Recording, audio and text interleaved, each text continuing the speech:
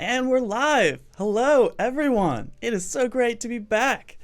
Hello to the chat. Hello to all of everyone that is tuning in. Eric, how's it going? Tim, back in the chat. Jack, how's it going? Oh, this is going to be a remarkable stream, and let me tell you why. It's because, just like every other stream, we're designing to get sustainable, and it's going to be great. I hope all of you are just absolutely thrilled for what we have coming ahead. Be sure to introduce yourself in this chat here. I'm reading it as the live stream goes on. And so, hello, Wendy and Olga. It's great to see that people are returning and keeping up with the challenges and talking about their designs in Discord. It's been awesome. Anissa, hello. Julia, this is great. Pedro, oh my gosh.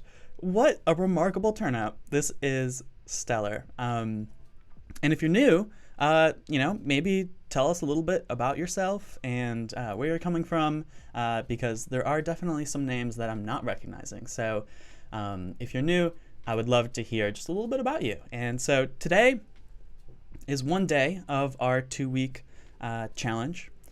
Each day is a new challenge, and we're diving into Adobe XD, which is a experience design tool. And we are designing experiences. They're all around sustainability, which is really fun. It's a fun way. It's a great earth-friendly way to learn Adobe XD. So I think I'm super psyched about it. As soon as the Adobe Live team reached out to me and they're like, "Hey, we were thinking about this topic of sustainability," I was like, "Yes, all about it." That's great. Emma, hello. Hello. Wow. Ruben, hello, everyone. Pedro's coming in from Brazil, a graphic designer. This is great. So I'm Sam Anderson. I'm a designer on the Adobe XD team. And I recently just moved to New York, so we are streaming live from New York. Very exciting. And here we have our daily challenge. So I'm going to introduce this to you. If you're not familiar, this is our homepage, behance.net/challenge/XD. And if you click this blue button, that will be helpful to you to get notifications for each day we do these over the next 2 weeks. Here are each of the challenges. We're on number 3 here, October 3rd, challenge number 3. Very exciting. And you can get our starter file by clicking the Get Started link. So very handy link there. And we're talking and sharing designs in Discord, which that link will take you to, which will take you to here. Discord is basically a giant chat room. And so we have thousands of designers in here, and hundreds are online right now. I don't even know how many. Let's see how many are online right now. There are 778 designers live on the chat right now, and all of them are eager to give you feedback. Hello, Tom from New Zealand. Shout out to New Zealand. There's been a lot of viewers from New Zealand lately, which is just great. Why not? And so look, this is the current dash challenge channel within our Discord, and everyone's sharing designs. Look at this. This is great. Some of these I didn't even get to see, but people are sharing their designs, and we're giving feedback so that we can become better designers, because that's the way to do it, right? So look at this, killer one. Awesome stuff. Everyone is just sharing how they're making it, the problems that they're running into, and we're helping each other out because, that's what it's all about. So that's great. Definitely get into Discord, start sharing your designs, and you'll need a design to share with, right? So here's the challenge. Here's what you can challenge yourself to do with our challenge today. So we are at number 3. So design a dashboard that displays waste, water, and energy usage for a community or building. Gamify your design by tracking and ranking performance between floors or community members. What features could you add to help people reduce waste, energy, and water usage at home? So that's very exciting. I used to live in an apartment building, and just the resources aspect of where does all this waste go? What everything that people are throwing out, how is this all managed? And I think it made me think about how maybe the apartment building itself, this residential complex with hundreds of units in it, how could that building actually encourage more environmental behavior to just help out the earth a little bit. So I threw in some inspiration here for you. Hey Richard and Eric and Mike, this is great. Great to see you in the chat. Definitely join the chat if you're not in there already. Here's some inspiration for what a dashboard sort of design might look like for you, or at least ones that I found online, as well as their authors below. And some of these are really fun and interesting, and I think we'll take some inspiration from all of these for our design that we make today. And so I have more some more tips that you can read, but we're going to dive into it right here live. So, and then I included an article here about designing dashboards, and that's going to be helpful because designing a dashboard is actually a really tough task. Designing a dashboard isn't just about like throwing as much data into a visualization as possible and trying to represent it in some sort of visual way. It's actually about parsing down the most relevant data for whoever's going to be looking at it and communicating that visually in the most consumable way and like very fast. Hopefully it can be consumed really fast. And so how I envision this dashboard, this community usage dashboard, is actually like, imagine a TV screen in a lobby or on each floor perhaps, and on that TV screen it would show these statistics. And so in a way today we're actually not designing for something that's interactive. It is kind of like this ambient just information source. And so you are feel free to design for a TV screen where it is kind of like rotating through different data, or make it an app, make it however you'd like the community members of your community or whoever you're designing for to consume the data. So we're going to do a TV screen, and I started with just a few ideas. And feel free to chime into the chat like what you think of some of these ideas, and as we design this live, we'll come to whatever solution we think is best. And of course, I cannot stress this enough, I'm loving the designers out there that are watching these streams and taking the design in their own direction to really make it their own, because that's going to be really valuable. Start taking a few risks, where you want to change something that might be different than how I'm doing it on the stream. So, it's okay to take a risk. Like, this is just for your growth, for all of our growth as designers. So, Cornelian, welcome back. It's great to see you here. So here's one idea I had, which was inspired from this little graphic up here.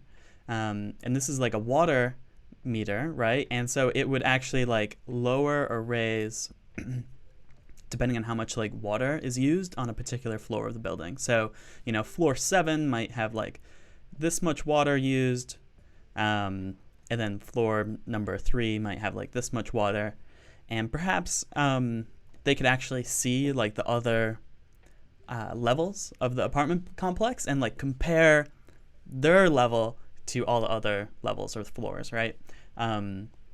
So that could kind of make it like a competitive gaming aspect, right? So that's exciting. And so perhaps each one is a different like layer, right? And so you see the different layers. The way I did this, by the way, is just, here's a little handy tip for how you can make these water waves.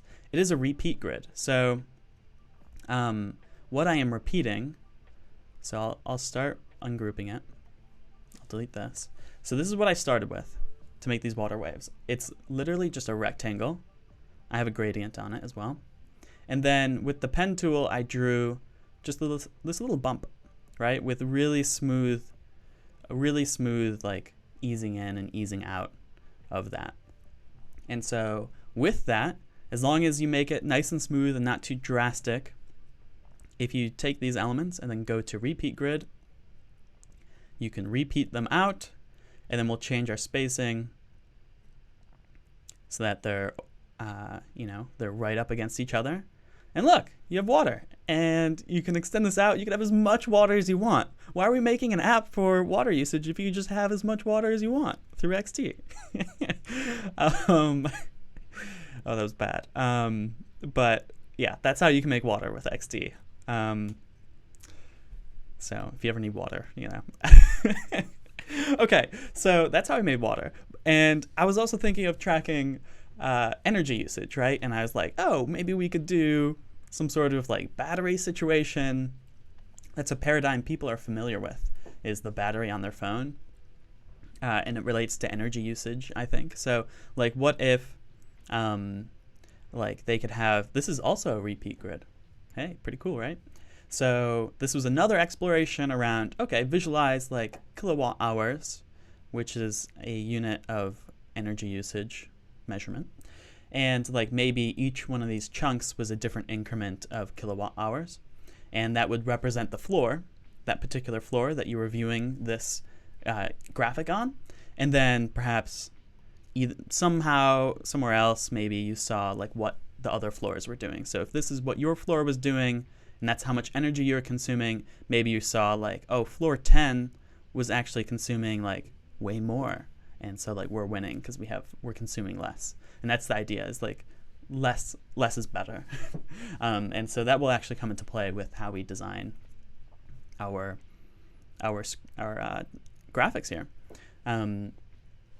Hey Amanda, hey Wendy, Richard, everyone talking in the chat. This is great. I'm glad we can all be talking. And then I was thinking like, okay, maybe we combine them together, because as a dashboard, it would be nice to see both water usage and energy usage in one.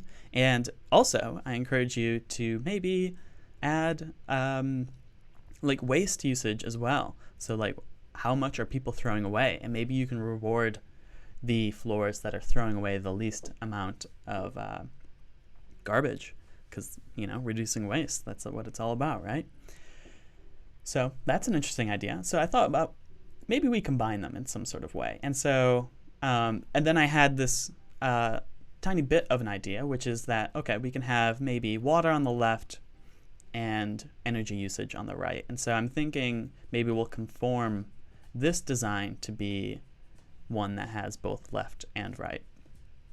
So that could be fun. So I'm actually going to start with what I have here and just kind of work with it. So I'm going to rotate this one, and let's start manipulating it such that we can actually have both on the screen in a vertical fashion. So we'll make this wider, right? We'll make these wider because that's part of a repeat grid like I showed you. They all change width, which is nice. That's one of my favorite features of XD. Do you have a favorite feature of XD? I'm curious to hear. I am a designer on the team, so if you have any feedback on it as well, you know, that's always a good way to go too. Okay, so we'll have like our water. Look, I can just resize this, get more water, less water. That's fun. Okay. I want these to be the same width, so I'm going to just overlap them just to make sure, just to see like, okay. There we go. Nice. And I'll move that to the left. And so they'll both be kind of cradling the side of the dashboard. And then I imagine in the middle is where we can put like some text and some encouraging, you know, some stats. And so these are operating almost like a graph, right? But it's visualized in kind of a fun way. We could even make this look a little bit more like a battery, even, perhaps. Right? So like a battery would, or maybe it shouldn't look like a battery, right? Because then it looks like, because then people will want the battery to be full, right? And you actually want to consume less energy. So let's not make it look like a battery. That's a situation where, you know, you have to think about how do you represent your visuals in a way that doesn't like bias them towards the wrong side.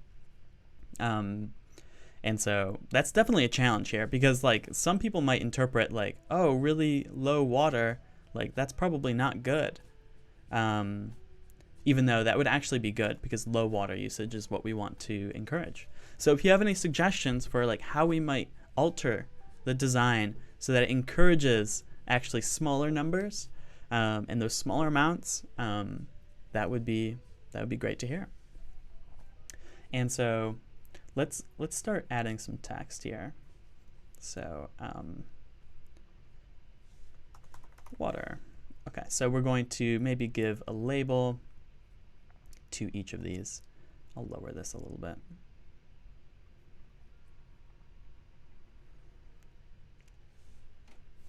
Water usage, yeah.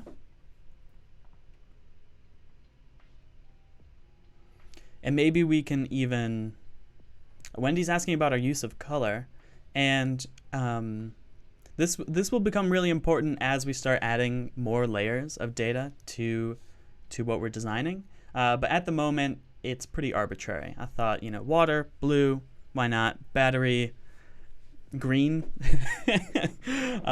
simply because when we think about energy, I think we usually think of we think of green, we think of yellow.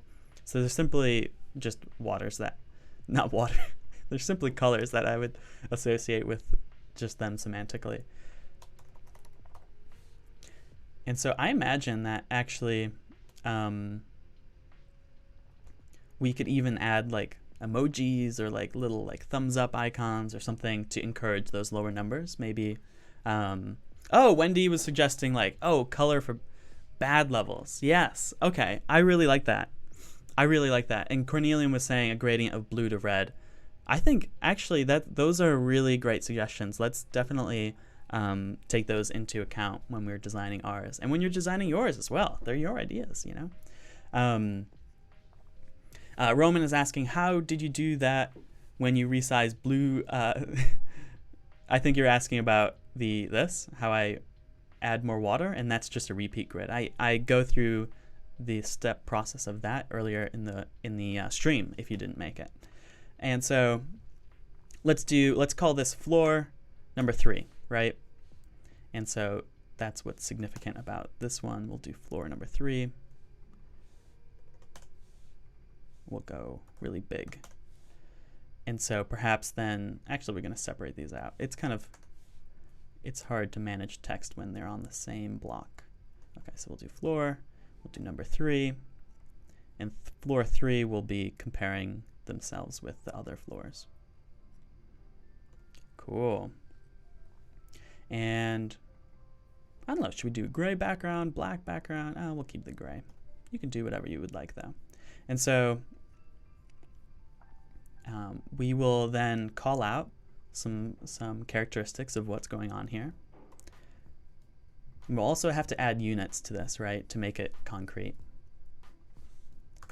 So that's not just like this arbitrary like graph, you know, it needs to really mean something. And we'll add some more text. Visualizing data can be very difficult. People do this for years and they're still not pros at it. So it's a very difficult task for sure. And we'll say this is like 7,500 gallons, let's say.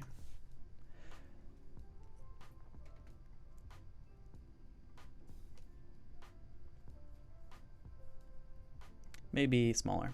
I don't think it needs to be that big, right?